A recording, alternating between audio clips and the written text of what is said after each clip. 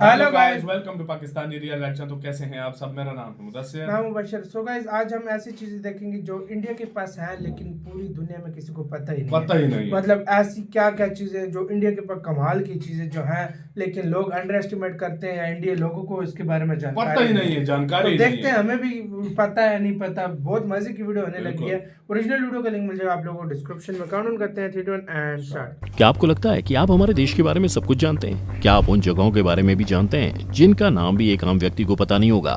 अगर हम आपको ऐसा कहें कि हम आज उन जगहों का नाम लेने जा रहे हैं जो बहुत फेमस हैं मगर उनके बारे में कोई भी नहीं जानता, तो ज्यादा वक्त न गवाते हुए हम आज की इस वीडियो को शुरू करते हैं। भाई क्या है यार? भारत की इकलौती कांच से बनी मस्जिद। भारत की पहली और इकलौती कांच से बनी मस्जिद शिलोंग में है।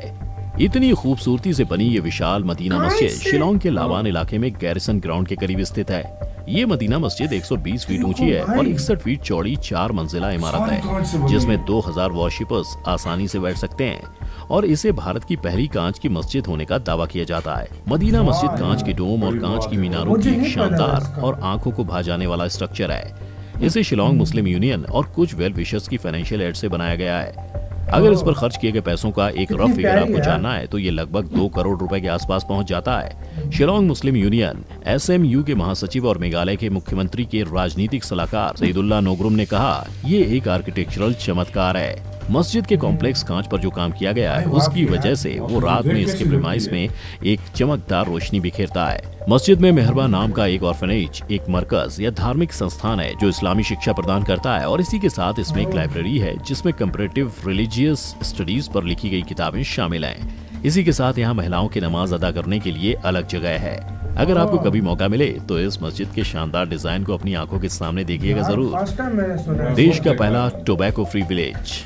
जी हाँ, आपको इसके बारे में सुनकर काफी हैरानी हुई होगी, लेकिन हमारे देश में एक ऐसा भी गांव है जहां आपको टोबैको किसी भी हाल में नहीं मिलेगा और ये कोई और नहीं बल्कि नागालैंड का गरिफेमा गांव है। इस जगह को देश का पहला तंबाकू मुक्त गांव घोषित किया गया था। कोहिमा के करीब गरिफेमा ग्राम्य परिषद हॉल में प्रधान सचिव ने वर्ल्ड नो टोबैको डे के दिवस पर इस बात की घोषणा की थी। गाँव में एक संकल्प लिया गया कि तंबाकू या शराब पीकर शांति में खलल करने वालों पर 1000 रुपए जुर्माना लगाया जाएगा। इसके साथ ही सार्वजनिक जगहों पर बीड़ी, पान, सुपारी, शराब आदि के उपयोग करने पर 500 रुपए के जुर्माने का प्रावधान किया गया है। इनका इस बारे में कहना था कि गरिफेमा ग्राम्य परिषद, विलेज विजन सेल और गांव की छात्र यूनियन के द्वारा उठाए गए कदम का यह परिणाम है। आज भी विलेजर्स से स्ट्रिक्टली इसका पालन करवाया जा रहा है। आपको इसके बारे में शायद ना पता हो, पर हमारे देश में टोबैको की वजह से एक साल में 1.2 मिलियन लोग मारे जाते हैं। पर हमारे देश की गवर्नमेंट इन आंकड़ों के बाद भी इस पर कभी बैन नहीं लगाएगी क्योंकि इससे काफी इनकम और एम्प्लॉयमेंट जनरेट होती है। पर हेल्थ के टर्म्स में बात करें तो इनका ये एक डिसीजन सिर्फ इनके गांव के लिए ही नहीं बल्कि देश के दूसरे हिस्सों के लिए भी एक एग्जाम्पल बनकर सामने आया है। भारत का इकलौता एक्टिव ज्वालामुखी। अक्सर ज्वालामुखी का कंपैरिजन एक छोटे बच्चे से की जाती है जिसको अगर गलती से भी नींद से उठा दिया जाए तो वो रो रो कर तहलका मचा देता है। ज्वालामुखी भी कुछ इस तरह का ही है।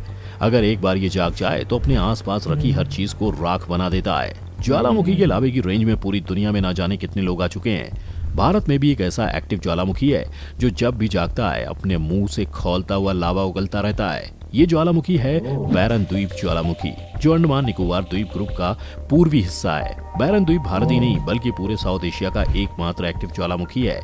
आइए आज हम आपको इसके बारे में कुछ खास बातें बताते हैं। ये ज्वालामुखी अंडमान की राजधानी पोर्ट ब्लेयर से लगभग 150 किलोमीटर दूर बंगाल की बे में है। लगभग 3 किलोमीटर के दायरे में फैले बैरन द्वीप ज्वालामुखी के आसपास कोई हरियाली या किसी भी तरह की लिविंग स्पीशीज नहीं है।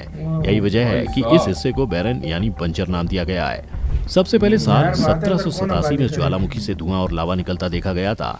तब से अब तक 11 बार इस ज्वालामुखी का फटना रिकॉर्ड किया जा चुका है। बीच बीच में इससे धुआं निकलने का ये मतलब है कि ये लगातार उस समय से एक्टिव रहा है। यही वजह है कि इसके आसपास अगर किसी को जाना भी होता है तो उसके लिए आइलैंड ग्रुप के फॉरेस्ट डिपार्टमेंट से खास इजाजत लेनी होती है। सुनामी के वक्त भी ये ज्वालामुखी लगातार धधकता रहा था जिसकी वजह वैज्ञानिकों ने ये बताई थी कि धरती के भीतर किसी भी तरह की हलचल से ज्वालामुखी फटता है।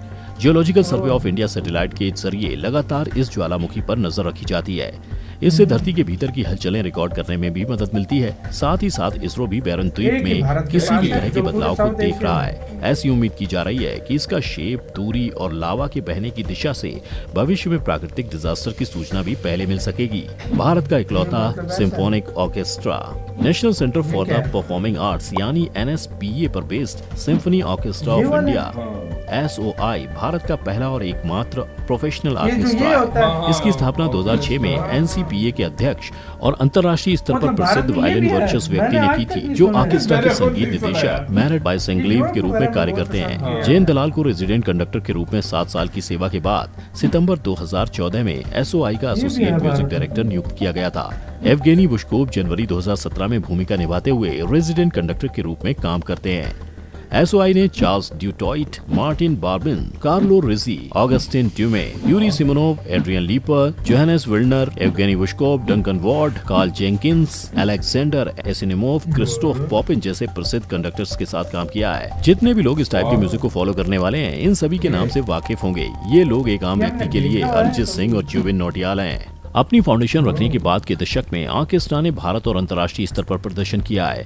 म्यूजिक टूर्स के दौरान हॉल ऑफ कॉलम्स, मॉस्को और रॉयल ओपेरा हाउस मस्कट में SOI को प्रदर्शन करते देखा गया था। अक्टूबर 2015 में SOI ने 2015-16 Abu Dhabi classic season opening की। इसके बाद Emirates palace auditorium Abu Dhabi में परफॉर्म किया और जनवरी 2016 में स्विट्जरलैंड में 3 संगीत प्रोग्राम प्रेजेंट किए। टॉनहेले ऑर्केस्ट्रा ज्यूरिक में और विक्टोरिया हॉल जेनेवा सीरीज के इन्विटेशन पर इन्होंने यहाँ भी परफॉर्म किया। सिम्फोनिक परफॉर्मेंस की लिस्ट के मेन बेसिस के अलावा NCPA और SOI ने बड़े पैमाने पर प्रोडक्शंस को भी प्रेजेंट किया है, जिसमें टोस्का, मदमा बटरफ्लाई और कैवलेरिया रस्टिकाना पागलियाकी की परफॉर्मेंस के साथ पूरी तरह से स्टेज ओपेरा शामिल है। 2017 में SOI ने कार्लो रिजी द्वारा ऑर्गेनाइज ला बोहेमे में एक नए प्रोडक्शन का प्रीमियर भी किया था। भारत का मणिपुर राज्य अपने आप में कई खूबसूरत नजारे समेटे है। यहाँ देश के नॉर्थ ईस्ट हिस्से के ताजे पानी की सबसे बड़ी झील है। इस झील का नाम है लोकतक। अब आप सोच रहे होंगे कि इसमें बाकी झील के मुकाबले क्या खास बात है, तो इसका जवाब ये है कि ये झील दुनिया की एकमात्र तैरती हुई नेशनल पार्क है। अब हम आपको इसके इतिहास के बारे में थोड़ा सा बताएं तो लोकतक झील इम्फाल से 53 किलोमीटर दूर मणिपुर के बिशनपुर जिले में है। दुनिया में झील को तैरती हुई झील के नाम से भी जाना जाता है। अगर आप सोच रहे हैं कि आपको इसमें देखने को क्या मिलेगा, तो यहाँ आप अपने सुंदर प्राकृतिक द्वीप को शांत माहौल में देख सकते हैं। इन्हें फुंदी के नाम से भी जाना जाता है। इन द्वीपों में सबसे बड़ा द्वीप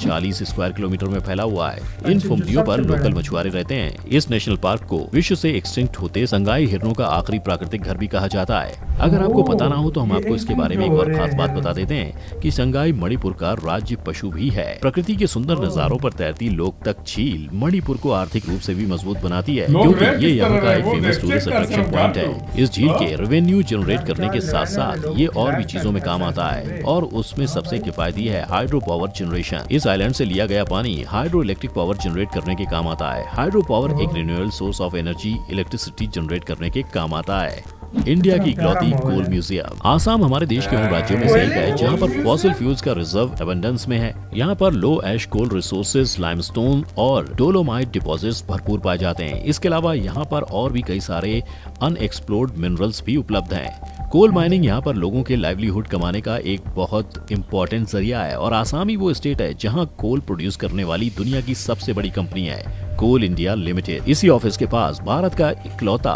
कोल म्यूजियम आसाम के मार्गरीटा में बना हुआ है। इस म्यूजियम की इनॉग्रेशन 29 अक्टूबर 2022 को हुई थी। इस म्यूजियम के अंदर मैन्युफैक्चर्ड लोकोमोटिव्स के रेलिक्स हैं। इसी के साथ दुनिया के स्टैम्प्स का एक रेयर कलेक्शन और आसाम रेलवे और ट्रेडिंग कंपनी लिमिटेड की हिस्ट्री है। इस म्यूजियम का अट्रैक्शन पॉइंट कोल माइनिंग की प्रैक्टिस है, जिसे रियल टाइम मॉडल्स के जरिए दिखाया जाता है। इसी के साथ आपको नामडैंग में कोल माइनिंग की हिस्ट्री भी देखने को मिल जाएगी। और तो और इंग्लैंड के मैनचेस्टर में मैन्युफैक्चर हुए ट्रांसफॉर्मर्स, कॉलेजेस और सर्किट्स के रियल लाइफ मॉडल भी उपलब्ध हैं। जिस किसी को भी हिस्ट्री में इंटरेस्ट है और वो कोल माइनिंग के बारे में जानता है, उनके लिए इस म्यूजियम से बेहतर और कोई जगह नहीं हो सकती। यहाँ पर इसी के साथ गाइस ये वीडियो खत्म। भाई क्या क्या था इंडिया में यार, मेरे लिए सभी चीजें मेरे लिए सारी चीजें नहीं थी।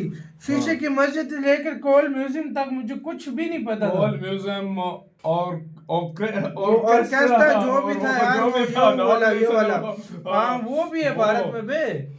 तैरती हुई यार वो झील में, इस पे हैरान हूं, लोग झील रहते चेक कैसे किया, हैं? एक हाँ। छोटी छोटी जगह उधर घर लोगों ने घर बनाए। इतनी छोटी छोटी जगह, मतलब एक कमरे के बराबर जगह, उसमें बंदा हाँ। घर बना कर उधर यार। और भाई कमाल कोयले यार। का म्यूजियम। कोयले का म्यूजियम, मतलब क्या कुछ है, लावा आपको देख लो एशिया हाँ, में सबसे- इंडिया में ओ, मतलब एक volcano। इकलौता वोल्केनो हाँ। है भारत के पास, वो भी साउथ एशिया में एक ही है जो भारत के पास है। भारत के पास है, मतलब यार आज आपसे एक क्वेश्चन है यार, आपको इसके बारे में पता हाँ। था कि नहीं? और दूसरी बात, हमारे होश उड़ा दिए आपके इसने। नजर में जो ऐसी, देखो इंडिया बहुत बड़ा है, हाँ। बहुत डाइवर्स है, ऐसी चीजें हैं जो किसी को पता नहीं भी होती, होती, हाँ। लेकिन आपको कोई ऐसी चीज इंडिया के बारे में पता है जो जो शायद हैरान किसी को कर पता हो, देने हैरान वाली है। कर देने वाली हमें हो, प्लीज वो बताइएगा। हमें जरूर कमेंट हाँ। सेक्शन में बताना प्लीज हमें यार। बताइएगा जो बिल्कुल। ऐसी शॉकिंग सी चीज हो, जो शॉकिंग फैक्ट हो या कोई, बिल्कुल। आप हमें लाजमी कमेंट सेक्शन में बिल्कुल, बताइएगा। जरूर बता हम सकते हैं कमेंट आप। पढ़ेंगे तो प्लीज बताइएगा। इधर बिल्कुल। वीडियो खत्म करते हैं, अपना बहुत ज्यादा ख्याल रखना, तो यार।